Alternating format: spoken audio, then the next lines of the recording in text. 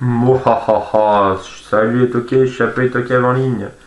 Bonjour, bonsoir, comme d'habitude, je sais pas quand vous regarderez la vidéo, ou simplement si vous allez la regarder. On se retrouve aujourd'hui pour un type de vidéo un peu particulier, voilà.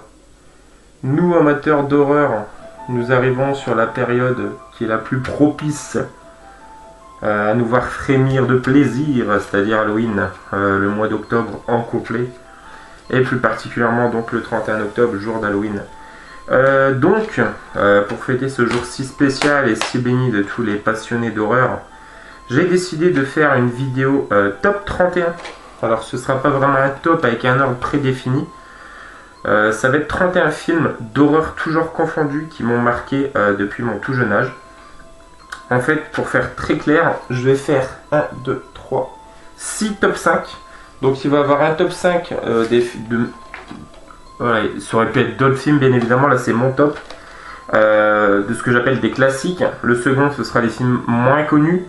Le troisième ce sera top 5 slasher. Le quatrième top 5 des films gore.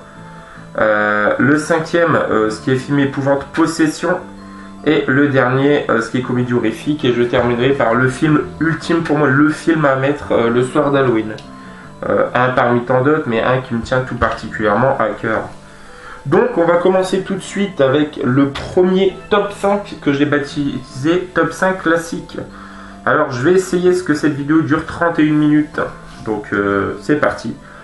Le premier, sans véritable ordre, hein, c'est bien évidemment le très célèbre et cultissime Massacre à la tronçonneuse du regretté Toby Hooper. Voilà, qui nous a quittés malheureusement cette année, il n'y a pas si longtemps que ça. Et voilà, film culte, chef-d'œuvre que j'ai pu redécouvrir au cinéma il y a 2 ans. Et bien marquant, une famille de cinglés qui aura inspiré bon nombre de films tels que La colline à des yeux par exemple. Mais également au niveau de l'Hexagone, un petit peu ce qui est Frontières par exemple, ou Shaitan. Notamment, donc voilà, Massacre à la tronçonneuse pour le premier. Pas trop d'autres choses à rajouter sur ce film. Ensuite, le second, film de Wes Craven, regretté Wes Craven également. Avec Neve Campbell, Courtney Cox, David Arquette, voilà, un des personnages les plus charismatiques, de par son masque et son apparence, mais pas par ses aptitudes, entre guillemets, donc c'est Ghostface dans Scream. Et voilà, bien évidemment, Ghostface qui a tendance à tout le temps tomber un petit peu en poursuivant ses victimes. Slasher très fun des années 90, âge d'or des slashers d'ailleurs. Voilà, avec une super BO également. Et voilà, j'aime beaucoup cette saga, les Scream, donc Scream.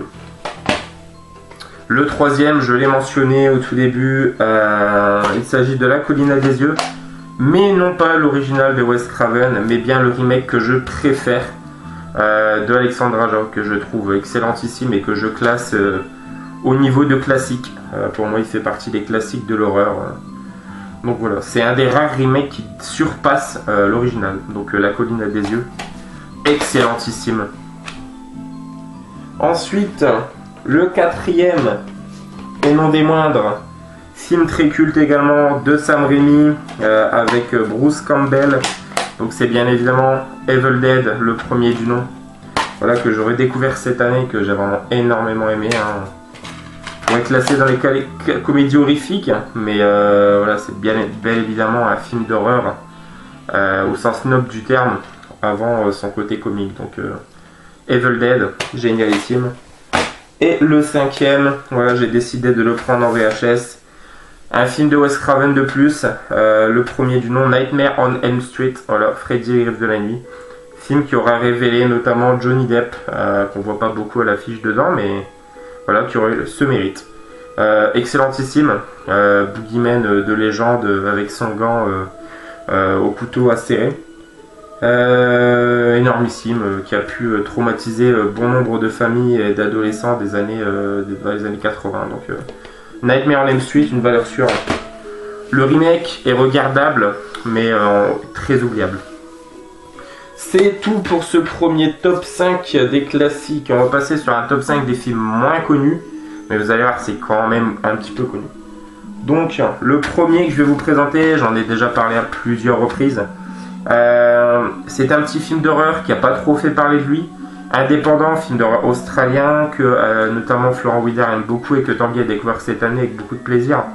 C'est The Loved Ones, film de Sean Byrne. Voilà, ou simplement une étudiante qui a plutôt tendance à avoir un petit peu tous les garçons qu'elle veut. Va en avoir un qui se refuse à elle. Et elle va tout faire pour l'avoir et lui faire subir de sévères sévices. Donc voilà, film excellent avec un père de famille déjanté. Un petit film, dure 1h20 je crois, 1h21 et voilà, il se regarde tout seul et c'est juste excellent. Donc The Loved Ones, pour ceux qui ne l'ont pas encore vu, n'hésitez surtout pas à y aller. Ensuite, énorme dédicace à toi l'ami Tanguy, c'est grâce à toi que j'ai découvert ce chef-d'œuvre. Petite pépite, voilà, pour notre groupe à nous, on connaît tous ce film. Et voilà, pour les novices de films d'horreur, film gore, celui-ci est un film à découvrir, donc Gutterballs. Petit slasher qui rend hommage à tous les films des années 80 qui se passent au sein d'un bowling où va sévir un tueur ayant pour masque un sac de bowling et comme arme notamment des quilles. Et c'est juste génial, ça va donner lieu à tout un tas de meurtres génialissimes. Donc voilà, je possède la version simple et la version extrême. Donc, Gutterballs, vraiment génialissime. Le troisième film de ce top n'est pas très connu également, il s'agit d'un remake d'un film je crois des années 70 ou 80 également, donc c'est Mother's Day, la fête des mères, donc très bien. En fait c'est 3 braqueurs qui vont se retrouver dans une maison, c'est une sorte de home invasion, dans une maison où se déroule une fête, et ils vont prendre en otage les occupants en fait. Et petit à petit la mère va contrôler un peu tout et c'est une psychopathe dans sa tête. Et c'est juste génial, donc je vous invite très fortement à le voir. C'est un excellent film de super bonnes scènes. J'ai pas vu l'original donc je peux pas le comparer. Mais voilà, s'il est du même acabit, même meilleur, il me tarde de voir ça, mais il est assez dur à trouver. Donc Mother's Day. Le quatrième que j'ai découvert cette année également. Voilà, Lucio Fulci, pareil, pour de gros amateurs de films d'horreur, c'est loin d'être inconnu au bataillon. Mais pour quelques novices qui sont sur le groupe, sur ma page, je pense à Benjamin, je pense à peut-être Horror Movie, je sais pas trop s'il connaît par exemple Lucio Fulci. Voilà, un film que je conseille très fortement, c'est L'Au-delà. D'ailleurs, pour une soirée à mine, ça peut parfaitement faire l'affaire. Film excellentissime. De possession, donc enfin de possession plus ou moins, une histoire de zombie. Et enfin génialissime, petite mention pour la scène avec les araignées qui est juste énormissime. Et j'ai pas trop envie de décrire le film parce que je vais spoiler et je préfère que vous le découvriez. Voilà, si déjà l'affiche vous titille un petit peu, foncez, c'est vraiment un excellent film. Donc The Beyond, L'Au-delà de Lucio Fulci. Et le cinquième film que je mettrai dans ce top des films plus ou moins connus est un film de William Friedkin que j'aime énormément, où on retrouve Ashley Judd, Michael Shannon et Harry Connick Jr., qui est notamment le psychopathe dans Copycat. C'est Bug. Voilà, pareil, Bug, j'en ai déjà fait mention dans quelques vidéos. Bug, c'est quoi? En fait, Michael Shannon est un homme qui est pris de psychose et de démence régulièrement dans sa tête. Il est persuadé qu'il y a des petites bestioles tout autour de lui et que voilà, c'est un petit peu un truc du gouvernement qu'ils nous mettent pour écouter, pour nous contrôler petit à petit, tout ça. Et il va se rapprocher, je vous raconte pas comment dans le film, mais petit à petit d'Ashley Judd, et il va lui transmettre sa paranoïa, ou non, on sait pas vraiment jusqu'à la fin d'ailleurs, et jusqu'à un final hyper impressionnant, et enfin c'est vraiment juste très bon. Donc bien évidemment William Friedkin qui est le réalisateur notamment de L'Exorciste, et ben franchement foncez, Bug, c'est un chef-d'œuvre, j'aime énormément, et il est compliqué comme film, il faut vraiment, il est un petit peu lent, et voilà, faut pas hésiter, faut se lancer sur ce genre de film. Donc Bug, je vous le conseille plus que très fortement. Donc voilà, ce deuxième top est fini, on passe au troisième, donc le top 5. Slasher, Rape and Revenge, Famille de cinglés. Ouais, c'est un petit peu vague. Le premier que je vais présenter, donc là on est sur le Rape and Revenge. C'est un remake d'un film de 78 ou 76, je sais plus, fin 70, qui s'intitulait I Spit on Your Grave the Day of the Woman. Et donc là je présente le remake parce que je n'ai pas encore vu l'original. Je l'ai commandé il y a quelques semaines de ça, mais je ne l'ai pas encore vu. Et alors le remake qui est juste excellent, donc c'est quoi? C'est une nana qui écrit un bouquin qui est retranchée chez elle au cœur d'une forêt et qui va se faire assaillir par 3 hommes, dont le chef de famille est un shérif, je crois. Ils vont la violer, ils vont tenter de la tuer, ça va pas se passer comme ils l'espéraient, elle va revenir et se venger, et de quelle manière, c'est impressionnant, il y a des scènes ouf dedans. Voilà, il y a une scène avec un sécateur et une scène notamment avec des yeux et un arbre, voilà, on va juste dire ça. Donc, A Split on Your Grave, premier film de ce top slasher Rape and Revenge. On reste sur le Rape and Revenge. Et on est sur un film de Wes Craven une fois de plus. Voilà, bien évidemment, c'est La Dernière Maison sur la Gauche, énormissime. L'original, le remake est vraiment très bon, mais je préfère l'original. Le côté vraiment justement poisseux des 70s, 80s est excellentissime. Le personnage qui joue Krug est juste énorme. Enfin, il a une gueule, mais et pareil, ce film, si vous l'avez pas vu, bah écoutez, foncez. Pareil, ça peut rendre certaines personnes réticentes, le contexte et l'année, tout ça. Mais vraiment foncez, c'est vraiment à voir et c'est énormissime. Donc La Dernière Maison sous la Gauche, je vous conseille très très fortement.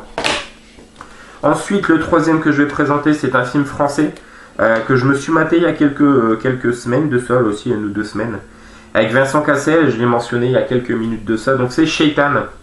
Voilà, Shaitan, c'est une groupe de jeunes de banlieue qui va se retrouver en pleine campagne, dans une famille un peu starbée à la colline des yeux, massacre à tronçonneuse, tout ça, dont le chef de famille est Vincent Cassel.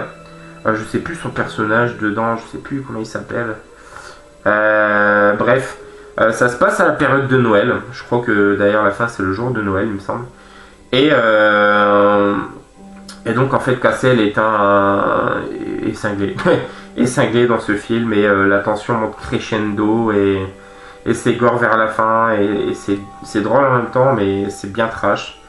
Pour moi ça a sa place dans ce top que j'intitule Famille de cinglés, parce que là, si vous l'avez pas vu, regardez, vous comprendrez pourquoi.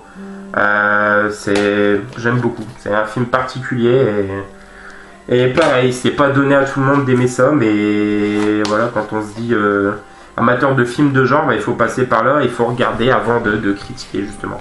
Donc Shaitan.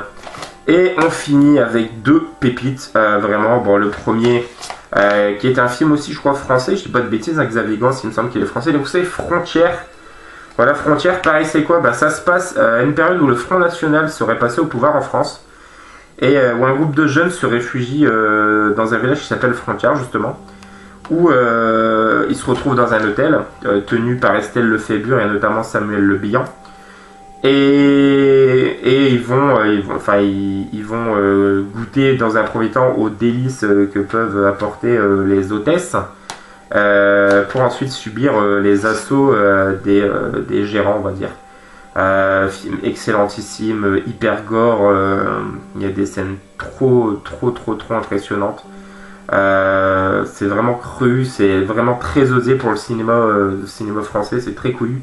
En plus, je crois que c'est fin 2000, ça doit être 2007 ou 2008, quelque chose comme ça.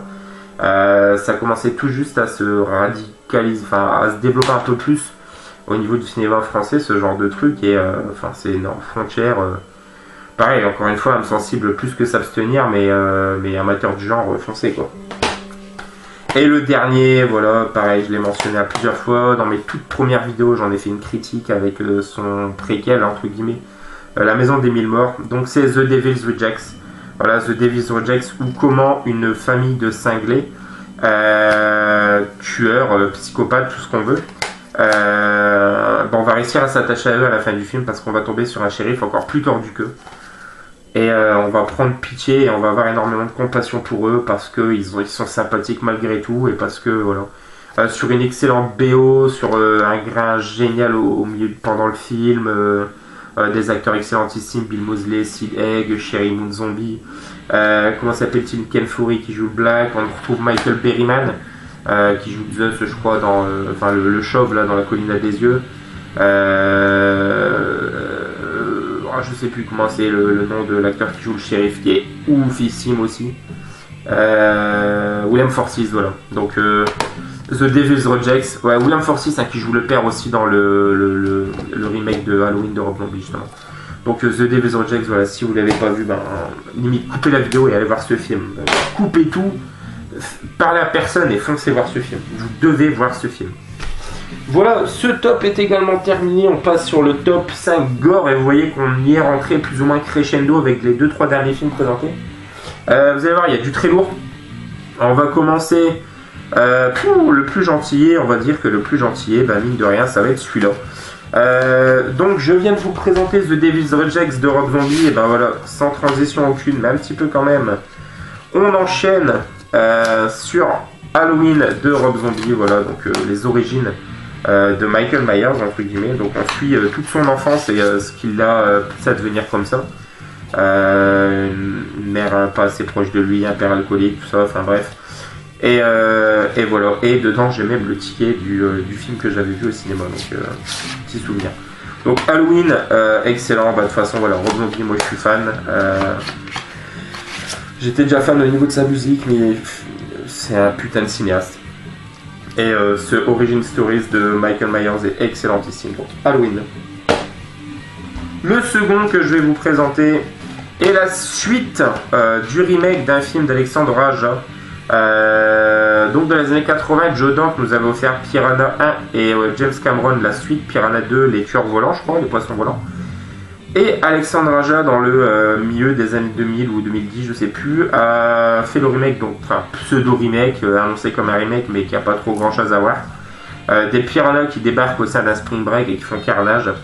Et le second qui se passe un petit peu dans un parc aquatique et pour moi qui est encore plus fun et plus trash. Et voilà, c'est très drôle et c'est très cool. Et il y a David Hasselhoff et c'est juste génial. Donc Piranha 2, pour moi ça a sa place dans un top de films gore parce qu'on on est servi niveau 100.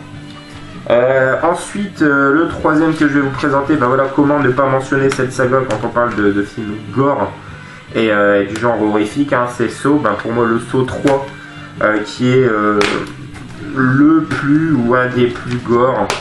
Le plus gore pour moi, la scène de la tordeuse est excellentissime et rien que l'intro avec tous les crochets qui doivent s'enlever. Même si dans les à partir du 2 jusqu'à la fin il y a son lot de scènes gore sur chaque film. Même dans le dernier, la scène avec Chester Bennington, elle est excellentissime. Donc voilà, Saw 3, en plus avec des jaquettes tout le temps hyper badass avec les 3 dents. Pour Saw 2 c'était les 2 doigts. Donc voilà, Saw, impossible de ne pas mentionner cette saga dans ce type de vidéo. Le quatrième film, eh ben, c'est un film que j'ai revu aussi il y a quelques jours là. Suite d'un film de 2006-2007 je crois, donc Wolf Creek. Avec, comment s'appelle-t-il, Mike Taylor je crois. Mick Taylor, voilà, c'est le nom du personnage, je sais plus comment il s'appelle l'acteur. Garris je crois, ou je sais plus, j'ai un trou, bref.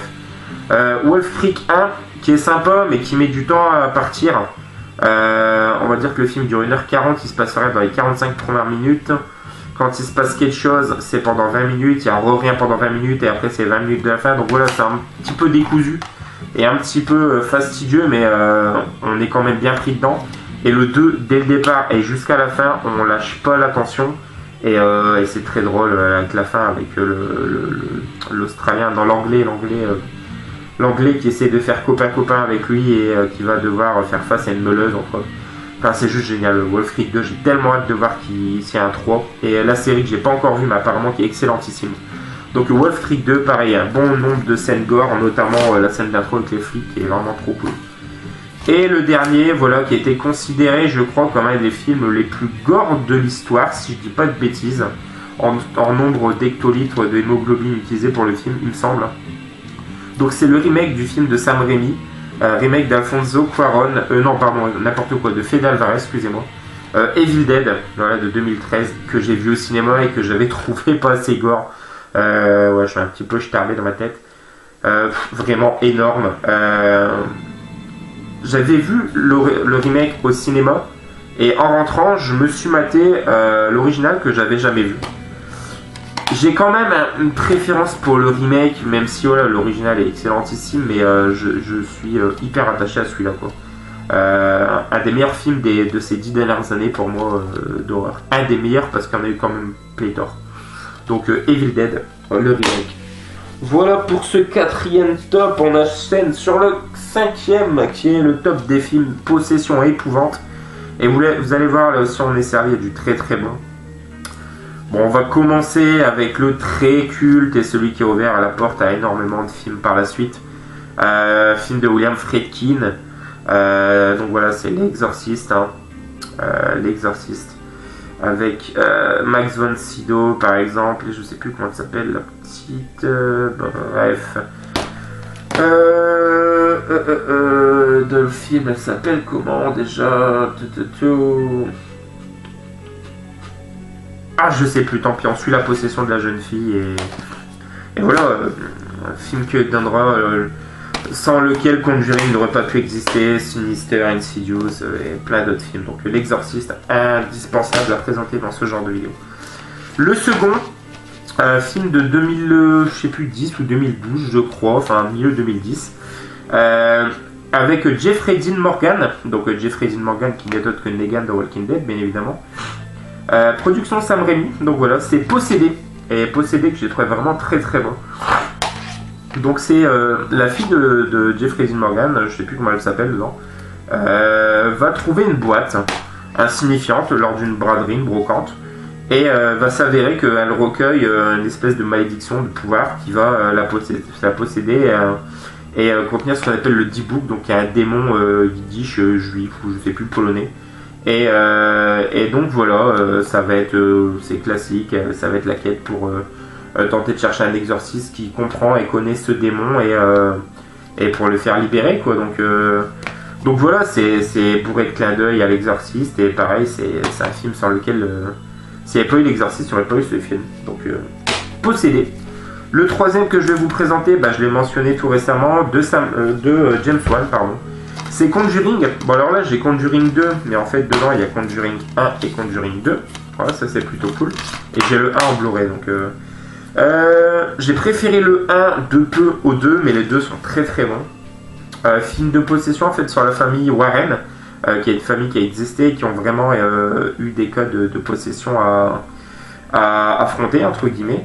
Et donc le premier qui raconte la possession de, je sais plus comment c'est la famille. Je sais plus, qui est excellentissime. La scène d'exorcisme à la fin dans la cave est juste géniale. Et le 2 qui est très très bon également. Film indispensable également à niveau possession et tout. Donc les Conjuring, le 1 et le 2. Un des films également qui m'a le plus marqué ces 10 dernières années, je l'ai vu au cinéma et j'ai pris une vraie grosse claque. Je sais plus, j'ai un trou aussi sur son nom, Scott Derrickson, voilà. Sinister, voilà, avec l'excellentissime Ethan Hawke. Et petite mention aussi pour l'acteur qui joue le shérif machin chose, je sais pas son nom, mais qui est très très bon. Génial, des enfants possédés par comment il s'appelle, Babadook, merde, je mélange avec tous les noms. Je sais plus le nom du démon. Et en fait, c'est des enfants qui sont. Cette famille, lui, c'est un écrivain, Oswald, je sais plus comment il s'appelle, qui écrit sur des enquêtes, des trucs mystérieux, tout ça. Il va arriver dans une maison où il y a eu plusieurs cas étranges qui se sont passés. Il va tomber sur des cassettes où il voit plusieurs films horribles, tous plus horribles et insoutenables les uns les autres. Et voilà, et ça va monter crescendo dans le film. On va connaître ce démon. Putain, mais comment il s'appelle? Bagoul. C'est Bagoul, voilà, c'est ça. Et donc voilà, c'est un de mes films préférés d'horreur ces dernières années. Jumpscare efficace et pas inutile. Ce que certains réalisateurs devraient utiliser et appliquer dans bon nombre de leurs films. Donc Sinister, voilà. Et le dernier, qui est une comédie horrifique mais de possession, un chef-d'œuvre, je pèse mes mots, de Peter Jackson. Voilà, c'est Fantôme contre Fantôme avec Michael Jackson. Michael J. Fox, pardon, qui joue Frank Bannister, qui est un exorciste, pseudo, hein, c'est un arnaqueur plus qu'autre chose, qui voilà, a le don de pouvoir voir les morts, les fantômes, tout ça, par rapport à un accident qui l'a fait frôler la mort justement. Et il va en user, en abuser pour arnaquer des gens et gagner sa vie comme ça. Sauf que il va commencer à voir des chiffres en fait gravés sur le crâne des gens qui va annoncer des morts et des nombres de morts cumulés par un serial killer. Et il va devoir affronter la mort en face puisqu'il n'a pas pu le faire dans l'accident où sa femme est décédée. Donc Fantôme contre Fantôme, un putain de chef-d'œuvre, vraiment énorme. Pareil, si vous ne l'avez pas vu, écoutez, je vous invite plus que fortement à voir ce film parce que Michael J. Fox est... Et voilà, je le trouve même encore meilleur que dans Retour vers le futur. Donc voilà, Fantôme contre Fantôme, indispensable. Et le dernier top, top des comédies horrifiques. On va commencer tout de suite par une comédie dont je vous ai déjà parlé. C'est Le Jour de la Bête, voilà, comédie d'Alex de la Iglesia qui a fait notamment Les Sorcières de Zugarramurdi ou encore El Bar qui est disponible sur Netflix, qui a l'air juste excellentissime. En fait, c'est quoi? Ça raconte l'histoire d'un prêtre qui va devoir invoquer le diable pour le tuer. Et il va céder à ses côtés d'un métalleux satanique et d'un pseudo-gourou arnaqueur. Et c'est juste trop drôle, franchement, c'est très très bon et c'est très cool. Donc Le Jour de la Bête, si vous ne l'avez pas vu, je vous invite très fortement à le voir. C'est vraiment un très bon film.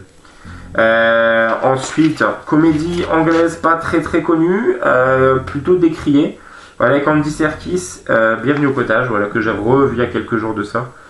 Ça commence, en fait, c'est deux braqueurs qui vont kidnapper une nana au gros sein pour avoir une rançon, en fait, parce que c'est censé être une fille d'un riche monsieur, je sais pas quoi.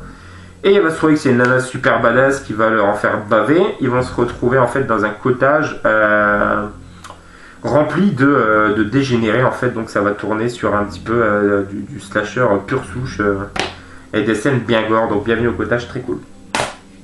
Le troisième, voilà, comédie horrifique, on peut pas passer à côté de Tucker and Dale Fight le Mal.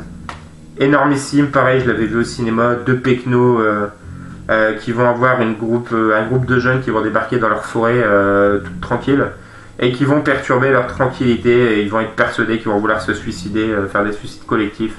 Et c'est juste très drôle, c'est un quiproquo énorme sur tout le film et qui va donner lieu à des scènes extraordinaires de drôlité, quoi, donc, et d'absurde.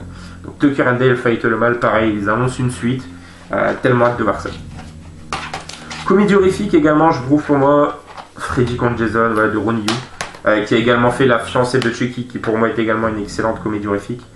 Le mash-up, le rencontre entre deux des plus grands boogeyman du cinéma horrifique, Freddy Krueger et Jason Voorhees, qui est juste excellent, qui est fun de bout en bout, qui est très drôle, qui est très rock, voilà, très culte. Donc Freddy contre Jason, incontournable. Et le dernier, pareil, comédie horrifique, incontournable, Bienvenue à Zombieland, juste excellentissime. Rien que la scène d'intro, on explique toutes les règles pour bien combattre et tuer du zombie, c'est juste fun. Woody Harrelson, Jesse Eisenberg et Emma Stone, voilà, qui bien avant de se faire envoûter par Ryan Gosling dans La La Land, et elle s'est fait envoûter par Jesse Eisenberg et sa naïveté et son naturel dans Bienvenue à Zombieland. Très très drôle, très bonne comédie horrifique. Et on approche de la fin de la vidéo, je vais terminer avec un film qui me tient tout particulièrement à cœur, que je trouve qui ferait vraiment office de très très bon film pour une soirée pour Halloween. Je parle de Jeepers Creepers, Le Chant du Diable. Voilà, avec je sais plus comment il s'appelle lui déjà, Justin Long. Jeepers Creepers, c'est quoi? C'est un frère et une sœur qui vont tomber dans une espèce d'église sur lequel ils vont trouver des corps en fait, et ils vont s'apercevoir qu'il y a un boogeyman, un serial killer en fait, mais c'est pas vraiment une personne, c'est une entité, un démon, c'est pas trop.